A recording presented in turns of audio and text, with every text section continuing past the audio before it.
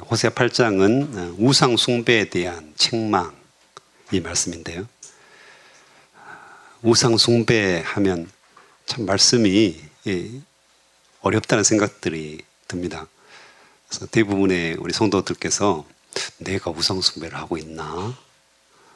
이 말씀이 왜 나한테 주어지지? 라는 생각들, 의문들이 있을 겁니다. 저도 제가 스스로 보았을 때 내가 우상 숭배를 하고 있나? 불신상에, 불상에 절하는 것도 아니고, 정한수 떠놓고 절하는 것도 아닌데, 내가 무슨 우상 숭배를 하고 있지? 이런 생각들이 늘 듭니다. 그런데 조금 더 우리가 깊이 생각해 보면, 나도 우상 숭배를 하고 있지 않을까라는 생각들을 하게 되는데, 오늘 말씀을 구체적으로 살펴보겠습니다. 1절에서는 이제 이스라엘 백성들이 내 언약을 어겼고 내 가르침, 즉 하나님의 말씀을 저버렸기 때문에 너희들이 멸망을 당할 것이다. 특별히 적군이 독수리처럼 빠르게 와서 너희를 멸망시킬 거다. 이렇게 이야기하는데, 이 독수리는 그 당시에 이 아수르를 상징합니다. 그래서 주로 성경에서 독수리라고 나오면 아수르라는 빠르고 그런 잔인한 그런 모습을 상징하거든요. 그래서 너희들이 하나님과 언약, 내가 너희의 하나님 되고 너희는 나의 백성이 되리라. 이게 이제 하나님의 언약이잖아요. 그래서 하나님께서 아버지가 되어주시고 나는 그의 자녀가 되는 이 언약을 우리가 어겼다는 거죠. 하나님께서는 신실하게 계속 우리를 바라보고 계시는데 우리가 뒤돌아섰다. 성경은 그렇게 말씀을 하시죠. 또한 하나님의 말씀을 거부하는, 하나님의 말씀을 계속해서 우리가 순종하고 따라 살아야 되는데 여전히 말씀은 거부하고 형식적인 예배 생활들을 한다는 거죠. 정작 중요한 것은 말씀이잖아요. 말씀을 듣고 그 말씀에 순종하는. 그래서 매일 우리가 큐티를 하는 이유죠. 매일 성서를 묵상하는 이유잖아요. 그런데 신앙생활이 조금 되어지다 보면 말씀은 어디 가고 예배에 참여하고 봉사를 하고 교회에서 어떤 직분들을 맡아서 일하는 것이 우선순위가 되는 경우들이 참 많다는 거죠. 말씀이 오히려 중심이 되어서 그 말씀대로 움직이고 하나님께서 무슨 말씀을 하실까 오늘, 이게 우리에게 굉장히 흥분이 되고 기대가 되고, 오늘 주님께서 나에게 특별한 말씀을 하실 거야.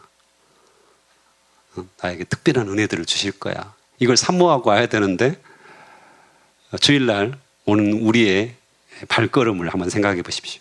교회로 오는 발걸음. 봉사자들이라든가 직분자들은 오늘은 또 어떻게 이 주일을 버틸 수 있을까? 아침부터 저녁까지 이런 어떤 생각들을 혹시 하지는 않는지. 사모함이 다른 거죠. 정말 하나님을 사모해서 오늘 말씀을 통해서 나에게 어떤 음성들을 들려주실까?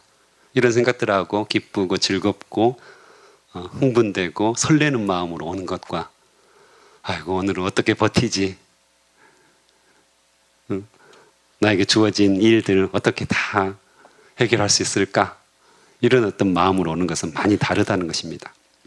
어쨌든 이 이스라엘 백성이 내 언약을 어겼고 내 가르침을 저버렸다. 이렇게 이야기합니다. 또 2절에 보면 이제 적군이 쳐들어왔으니까 도와주소서, 당신은 우리의 하나님이십니다 라고 부르짖었다고 이야기를 하거든요. 부르짖는 기도 참 중요하죠. 너는 내게 부르짖으라, 내가 내게 응답하겠고 내가 알지 못하는 크고 비밀한 일을 너에게 보이리라 말씀하셨잖아요. 우리도 금요 기도회 때 또 새벽을 통해서 계속해서 부르짖는 기도를 하잖아요. 우리의 간절한 소망과 간절한 기도 제목을 주님께 드리는 거죠. 그래서 부르짖는다는 것은 굉장히 좋은 겁니다. 그런데 오늘은 부정적인 의미로 쓰이고 있습니다. 3절에 보면 그러나 이스라엘이 이미 선한 것을 버렸다는 겁니다. 그래서 입술로는 하나님을 계속해서 부르짖고 하나님을 의지한다고 말하고 하나님을 사랑한다고 말하고 하나님이 나의 전부라고 말하는데 선한 것은 쫓아 버려버렸다. 즉 선한 행위들을 하지 않는다. 순종하지 않는다. 선을 싫어한다는 거죠. 하나님께서 원하시는 일들, 말씀으로 우리에게 명령하는 것들은 순종하기를 거부합니다.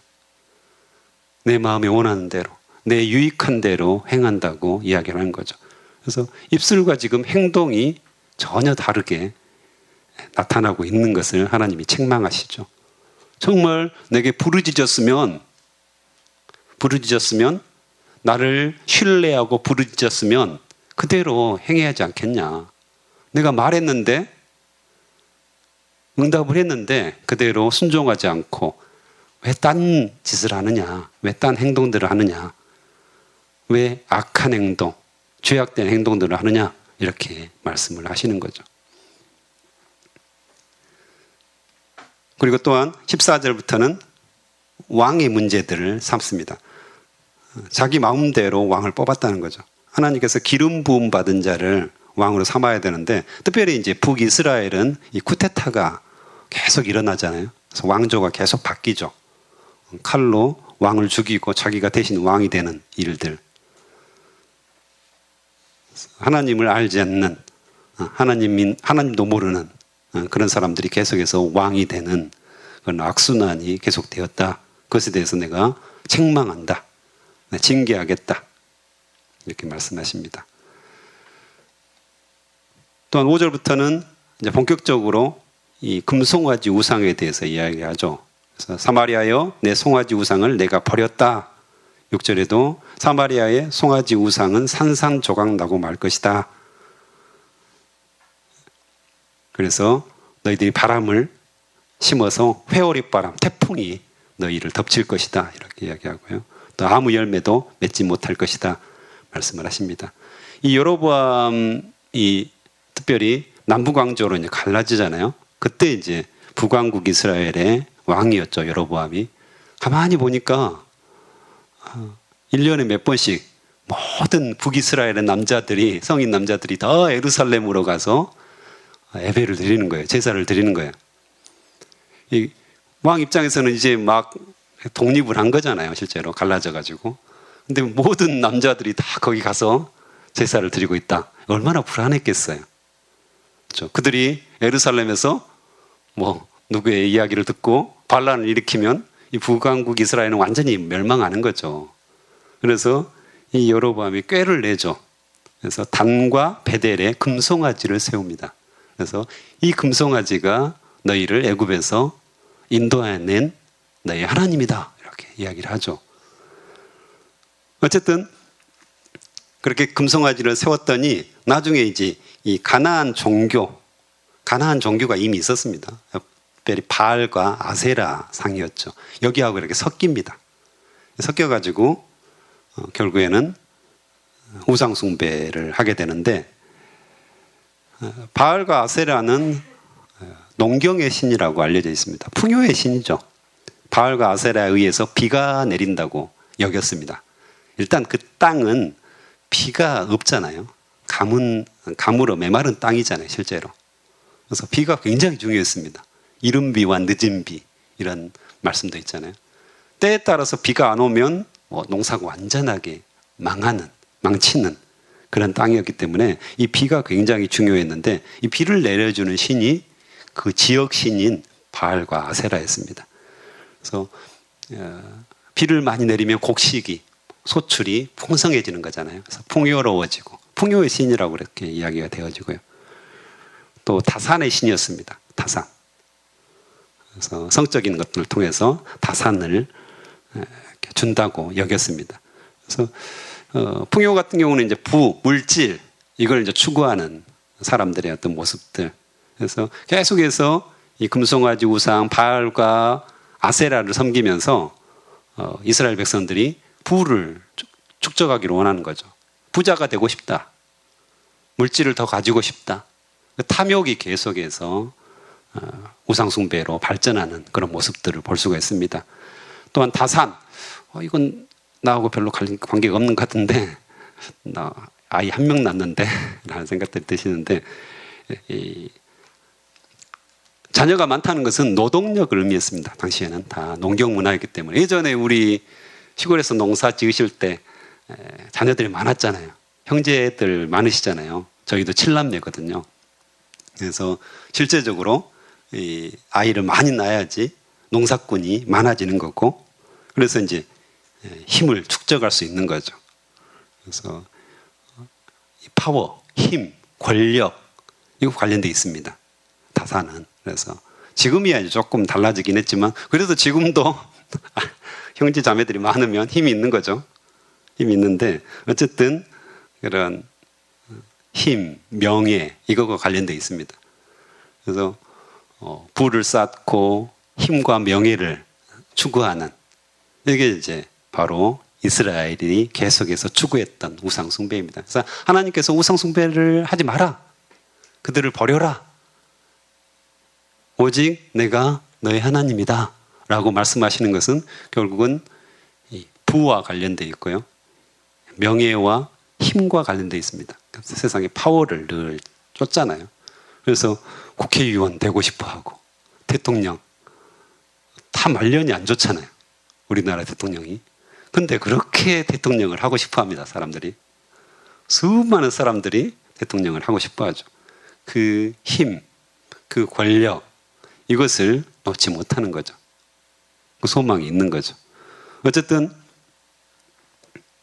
하나님이 왕이신데, 하나님께서 우리의 모든 물질과 부를 주시는 분이잖아요. 믿으시죠? 네, 내가 열심히 일해서 번 것이 아니잖아요. 얼마 전에 제가 12학번, 1학번이죠. 1학번 자매들, 졸업생들이죠. 이 자매들과 이렇게 2주에 한 번씩 성경 공부를 하거든요. 온라인으로. 전국으로 흩어져 있으니까. 근데 그 한 자매의 고백이 그거였어요. 직장 생활을 하다 보니까 내가 열심히 일해가지고 돈을 버는 걸로 착각하고 있다. 처음에는 안 그랬죠. 학생들은 안 그랬잖아요.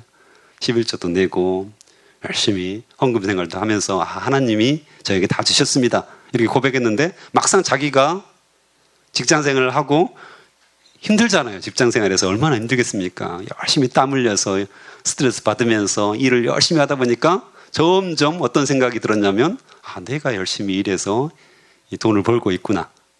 그러면서 이 11조에 대한, 그때 이제 11조에 대한 말씀이었거든요. 근데 11조를 하기가 어렵더라는 거죠. 하나님께서 주셨다, 하나님께서 이 모든 것들을 나에게 허락하셨다, 이렇게 고백했을 때는 11조 하는 것이 쉬웠죠. 적은 돈이었을 때, 자기가 용돈을 받고 알바를 했을 때는 작은 액수였잖아요. 그때는 참 쉬웠는데, 자기가 열심히 땀 흘려서 일하고 있다, 내가 열심히 일해서 돈을 벌고 있다, 이런 생각들이 자기 안에 가득해지면서 11조 하는 것이 어려워졌다, 이렇게 고백을 하더라고요. 그럴 수 있겠다, 이런 생각들이 들었습니다. 모든 물질은 하나님이 주시는 거죠. 직장도 하나님이 주신 거잖아요. 하나님께서 들어가게 하신 거잖아요. 하나님께서 보호하시고 지키시지 않으면 잘리는 거잖아요. 자기가 열심히 일해서 살아남는 건 아니거든요. 자기가 생각지 못한 일들이 덮쳐오면 그냥 직장 그만둬야 되는 거잖아요. 몸 아파서 1년간, 2년간 누워있으면 직장 그만둬야 되는 거잖아요. 즉 하나님께서 물질의 주인이라는 것을 고백하는 거죠. 근데 우상숭배를 한다는 것은 물질이 여전히 내가 열심히 일해서 번다고 생각하는 거죠. 이게 이제 우상숭배라는 거고요. 또한 하나님께서 조금 전에 왕의 지위, 그렇죠, 왕 같은 제사장으로 우리에게 기름 부으시는 거잖아요. 왕의 지위를 주시고, 그것이 권력이고 힘이죠. 그걸 통해서 뭐 하라는 겁니까? 사랑하고 섬기라는 거죠. 성경이 말하는 지위, 성경이 말하는 힘, 성경이 말하는 권력은 그걸 가지고 누구를 압제하거나 누구를 다스려서 어떤 자기의 명예를 높이고 뭔가 자기가 그럴듯한 사람이 된 것처럼 우쭐해야 하고 교만해야 하라는 그런 말씀이 아니죠. 우리에게 힘을 주고 능력을 주시고 지위를 주신 것은 잘 섬기고 잘 다스려라. 사랑과 섬김으로 그들을 세워줘라 이거잖아요. 우리에게 많은 직분들이 있으시죠? 나름대로 교회에서도 직분이 있고요. 가정에서도 부모라는 직분이 있고요. 직장에 가면 또 직분들이 있죠. 제자반 리더로서 직분도 있고요. 여러 가지 직분들을 우리에게 주신 이유는 뭡니까? 힘이죠. 그것도 힘이고 권력을 준 거잖아요. 그것은 겸손하게 사랑과 섬김으로 그들을 세우라고 우리에게 주신 거잖아요. 그걸 가지고 내가 장로야, 내가 권사야, 내가 제자반 리더야 이렇게 교만한 모습으로 살려고 한 것이 아니거든요. 근데 필연적으로 사람이 그래요. 인간이 뭔가 권력을 얻게 되고 직분을 얻게 되면 교만해지기 쉽고 뭔가 자신의 명예를 드러내기를 원하는 그런 모습들이 있는 거죠. 목사님들도 이거 약점이 있어요, 실제로. 그래서 뭐 연합회를 만들어서 회장이 된다든가 이거 굉장히 추구하는 분들이 있거든요. 약점이 있는 거죠. 그것이 다 우상숭배에 해당되는 거죠. 그래서 나도 우상숭배를 할 수 있구나. 지금 하고 있구나. 이걸 우리가 충분히 이해할 수 있는 겁니다.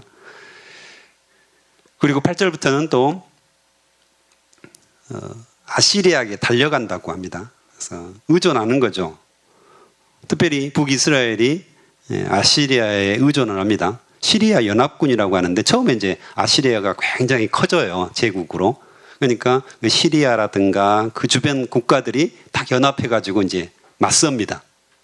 그런데 이 이스라엘이 그 연합군을 배신하고 아시리아에게 도와달라고 합니다. 아시리아하고 연합을 하는 거죠. 그랬더니 이 시리아 연합군이 이 이스라엘을 공격합니다. 이게 이제 역사거든요. 가지고 그랬더니 어땠을까요? 아시리아에게 도움을 청합니다. 우리를 도와달라. 우리는 너희 편이다. 그랬더니 아시리아가 이렇게 공격을 해가지고 시리아 연합군을 무너뜨리고 결국에는 이 북이스라엘까지 같이 멸망을 시킵니다. 그러니까 도와달라고 의존했는데 이 북이스라엘까지 멸망을 시키는 거죠. 전쟁은 하나님께 속해 있기 때문에 하나님께 의존해야 되는데 아주 대제국을 형성하고 있는 아시리아에게 쉽게 의존을 합니다. 그전에는 애굽에 의존을 하죠. 이집트에 의존을 하잖아요. 그래서 태극기 부대라고 했잖아요. 저는 이제 찬성, 반대 이런 건 아닙니다. 하지만 그 모습 중에서 태극기 부대인데 성조기가 나부끼잖아요. 그걸 참 이상하게 생각해요. 그분들이 이제 대부분 크리스천들인데 왜 성조기를 흔들까? 물론 하나님의 축복을 받았죠. 미국이. 하지만 우리가 미국을 의지할 상대는 아니거든요. 미국을 의지해서 뭔가 우리가 살아남을 수 있다. 민주주의를 유지할 수 있다. 이렇게 생각하죠. 그래서 공산주의를 배격하고. 근데 성경적으로 보면 강대국을 의지하는 것은 굉장히 위험한 일이죠. 아시리아를 의존하는 것도 그렇고요. 이집트도 상한 갈대라고 하죠. 거기에 의존하면 갈대가 꺾여가지고 내 손을 찌를 거라고 성경은 분명하게 말씀하시거든요. 또 어떤 사람들은 중국과 미국 사이에서 줄다리기를 잘하고 그다음에 등거리 외교 양다리를 잘 거쳐야 된다. 그래서 중국을 의지해야 된다. 경제적으로 중요하기 때문에 이렇게 말하는 사람도 있습니다. 우리나라가 굉장히 위치적으로는 안 좋은 위치에 있잖아요. 4대 강국이 둘러싸고 있고 그렇죠? 늘 위험한 상황이고 또 남북으로 갈라져 있고 그래서 자꾸 주변 강국들을 의지하라는 그 역사에서 많이 배우셨잖아요. 근데 이제는 달라져야 됩니다. 우리가 미국을 의지해서도 안 되고요. 일본을 의지해서도 안 되고요. 중국을 의지해서도 안 되고 러시아도 역시 마찬가지고요. 주변의 강국들이 우리나라의 어떤 통일과 우리나라의 운명을 결정짓지 않는다는 거죠. 우리가 그것을 분명하게 깨닫고 하나님께 돌아가야 됩니다. 하나님께서 우리의 힘이십니다. 하나님을 우리가 의지하는 삶, 대한민국이 살아가는 방법이죠. 근데 뭐 일반 사람들은 콧방귀도 안 끼겠죠. 우리가 미국을 의지해야지 무슨 소리냐, 군사력을 강하게 해야지. 그래서 엄청난 무기들을 우리나라가 요즘 만들잖아요. 군사력을 강하게 해야지 우리가 살아남는다고 생각하는 거예요, 사람들이. 맞죠? 그럴 수 있죠. 하지만 성경적으로 보면 하나님을 의지하는 것을 훨씬 더 중요하게 생각하시죠, 하나님은. 이것을 우리가 다시 한번 이렇게 묵상할 필요가 있겠습니다. 그래서 우리 그리스도인들, 깨어있는 그리스도인들이 이 땅의 번영, 이 땅이 정말 하나님의 나라가 되고 예수왕국, 통일왕국, 성교왕국이 되는 그런 꿈들을 우리가 꾸면서 기도해야 되는 거죠. 그래서 주변 나라들에 의존하지 않고 하나님께 의지하는, 하나님만을 찾는 그런 나라가 되게 해주십시오. 이런 기도가 우리에게 꼭 필요합니다. 요즘 저도 그렇습니다. 저도 개인적인 일들이 너무 많다 보니까 또 사역도 막 늘어나고, 제 기도 제목이 어떻겠습니까? 거의 뭐 대부분 가족, 사역, 광주 거의 없고요. 나라, 민족, 통일, 딴 세상 이야기고요. 우크라이나, 뭐 전쟁, 가끔. 기도 제목이 엄청나게 협소화되어 있는 걸 알 수 있어요. 그러니까 하나님께서 이 땅을 완전하게 통치하시잖아요. 전 우주를 통치하시는 분이고, 전 지구를 통치하시는 분이고, 남북을 통치하시는 분이고, 4대 강국, 우리 주변의 나라들을 다 통치하시는, 다스리시는 하나님인데 그걸 인정하지 않는 거죠, 제가. 기도 제목이 겨우 우리 가족, 내 문제, 내 아픈 거, 내 주변에 있던 일, 사역, 이 정도에 머무르고 있는 저의 모습을 보거든요. 근데 하나님께서는 그것을 뛰어넘기를 원하시죠. 오히려 우리의 기도의 지경이 훨씬 넓어지는 거죠. 그럼 우리가 통치자가 되는 겁니다. 우리가 이 전 세계를 통치하는 통치자가 되는 거죠. 기도로 통치할 수가 있습니다. 할렐루야. 이걸 믿으십시오. 우리가 기도하면 세상이 움직입니다. 우리가 기도를 멈추면 세상이 멈추게 되어 있고요. 우리가 기도하면 하나님의 역사가 계속해서 드러나는 거고요. 우리가 기도를 멈추면 사단이 계속해서 움직이게 되고 세상은 더 나빠집니다. 그래서 중보기도의 용사들은 훨씬 더 기도의 폭이 넓어져야 되고요. 비전과 꿈이 있어야 됩니다. 특별히 새벽기도에 오신 분들은 훨씬 기도의 폭이 넓어졌으면 좋겠습니다. 그거 다 구하고 있으면 제 기도는 언제 합니까? 걱정 마십시오. 먼저 그의 나라와 그의 의를 구하면 이 모든 것을 더하시리라. 우리의 믿음이 있지 않습니까? 우리가 한마디 그냥 스쳐 지나가도 하나님은 우리의 기도를 응답하실 겁니다. 내 기도는 그냥 짧게 1분만 해도 하나님은 다 들어주셔요. 그걸 우리가 믿고 기도하는 거죠. 그래서 그런 역사가 일어났으면 좋겠습니다. 그래서 14절에 보면 이스라엘 백성이 그 창조주를 잊어버리고, 이게 문제 아닙니까? 하나님이 우리의 물질의 주인이십니다. 힘의 근원이십니다. 이 땅을 사랑과 섬김으로 다스리는 분이십니다. 이걸 계속 기억해야 되는데 그분을 잊어버리는 거죠. 그래서 자기들이 지은 왕국을 의지하고, 자기들이 또 세운 요새를 의지하고, 하나님을 의지하지 않는 겁니다. 군사력을 의지하고, 자기 힘을 의지하고, 부를 의지하고, 의지할 것들이 너무 많았다는 거죠. 그것만 쫓아다니는 그런 모습들을 심판하겠다 말씀하시죠. 그래서 12절에도 보면 내가 율법의 많은 것들을 기록해가지고 이것이 하나님의 말씀이야 하는데 사람들이 아이고 참 그 이상한 말씀하시네. 세상 모르는 말씀, 세상 물정 모르는 말씀하시네. 현실과 맞지 않는 구식 태태먹은 2000년 전에나 있을 법한, 그때나 가능할 만한 그런 말씀하고 계시네. 이상하네. 이렇게 여긴다는 거죠. 하나님께서 계속 모든 것들을 다 말씀하셨는데도 불구하고 이상한 말씀하시지 마십시오. 나는 내 삶의 방식이 있습니다. 목사님, 세상 물정 모르는 말씀하지 마십시오.